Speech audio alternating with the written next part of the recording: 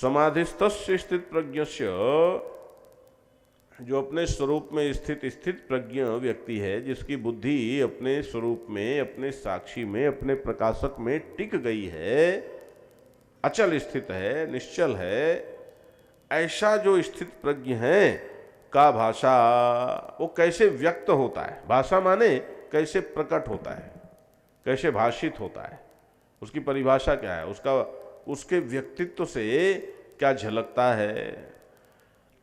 स्थिति किम प्रभाषित, जिसकी बुद्धि स्थित हो गई, किम प्रभाषित, वो क्या बोलता है, कैसे बोलता है, किमासीत, उसका ठहरना कैसा है, कहाँ टिका रहता है वो। ध्यान देना, वो ज्ञान में टिकता है कि लोभ में टिकता है, कि महत्वाकांक्षा में टिकता है, कि कहाँ टिकता है, कहाँ बैठता है, किस सीट में बैठता है। ध्यान देना, कहाँ ठहरता है। और किम व्रजेत, उसकी गति का आधार क्या होता है, वो कहाँ चलता है, कहाँ चलता है। वो धर्म के मार्ग में चलता है, या सेवा के मार्ग में चलता है, या स्वार्थ के मार्ग में चलता है, या ज्ञान के मार्ग में चलता है, या भक्ति के मार्ग में चलता है, या तपस्या के मार्ग में चलता है। वो कैसे गति करता है, उसका चलना फिरना, उठना बैठना, बोलना चालना, ये कैसा होता है। ध्यान देना, ये देखो।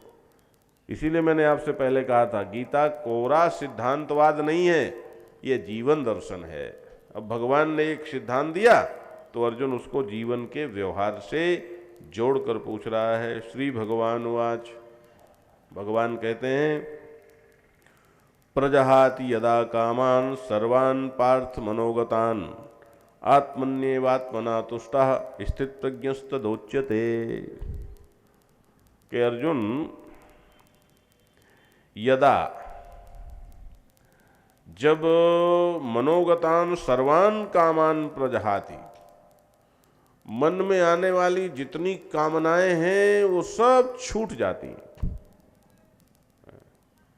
वो सारी कामनाएं छूट जाती हैं। प्रजहाति, प्रकृष्ट रूपेण, अच्छी तरह से छूट जाती, माने उनकी जड़ ही खत्म हो जाती है।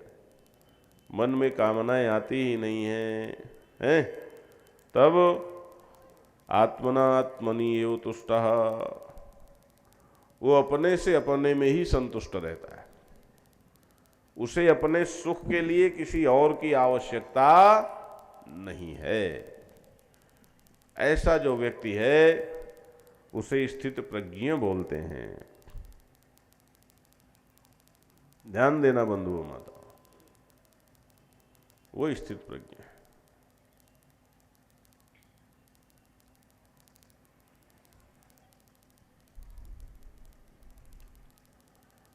अब इसको जरा और ध्यान से समझो।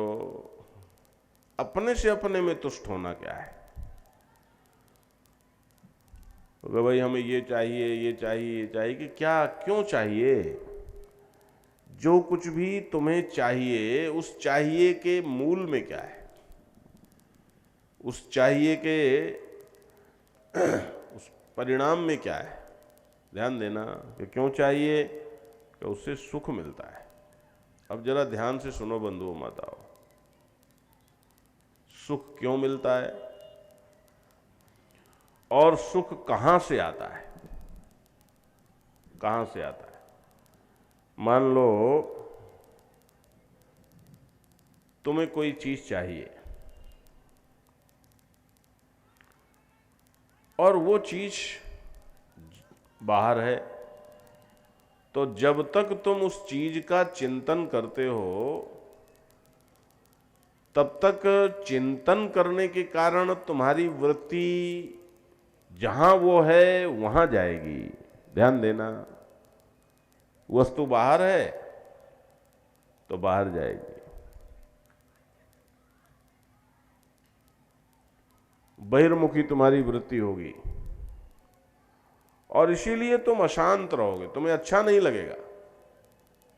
क्योंकि कभी भी तुम याद से कर लेना, कभी भी जब भी तुम्हें अच्छा महसूस हुआ होगा जब भी तुम्हें शांति का अनुभव हुआ होगा तो शांति तभी मिलती ही है जब तुम अपने आप में स्थित होते हो। जब तुम अपने आप से अलग हो तुम्हें कभी शांति नहीं मिलेगी। सुषुप्ति में शांति मिलती है, क्यों? क्योंकि सुषुप्ति में तुम अपने में स्थित होते हो। समाधि में शांति मिलती है, क्यों? क्योंकि समाधि में तुम अपने में स्थित होते हो। ध्यान में शांति मिलती है, क्यों? क्योंकि ध्यान में तुम अपने में स्थित होते हो। जब भी तुम अपने में स्थित होते हो तुम्हें शांति मिलती है। अब नारायण, होता क्या है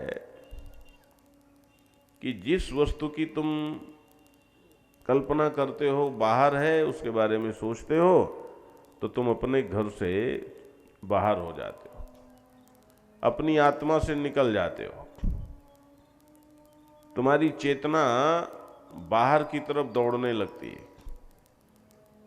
और फिर ध्यान से समझना इस बात को, जिस क्षण तुम्हें वह वस्तु प्राप्त होती है, मान लो ये फूल है, मुझे चाहिए, अब ये फूल कहीं दूर है तो मैं इसका चिंतन करूंगा,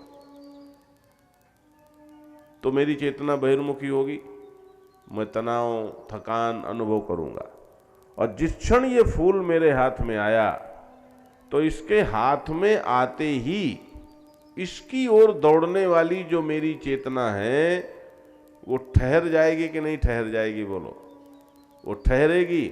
और वह चेतना जब अपने स्वरूप में ज्यों ही ठहरेगी तो होता क्या है? होता यह है वास्तव में कि मेरी ही अपनी आत्मा का आनंद मेरे ही चित्त में छलक पड़ता है और मुझे भ्रम होता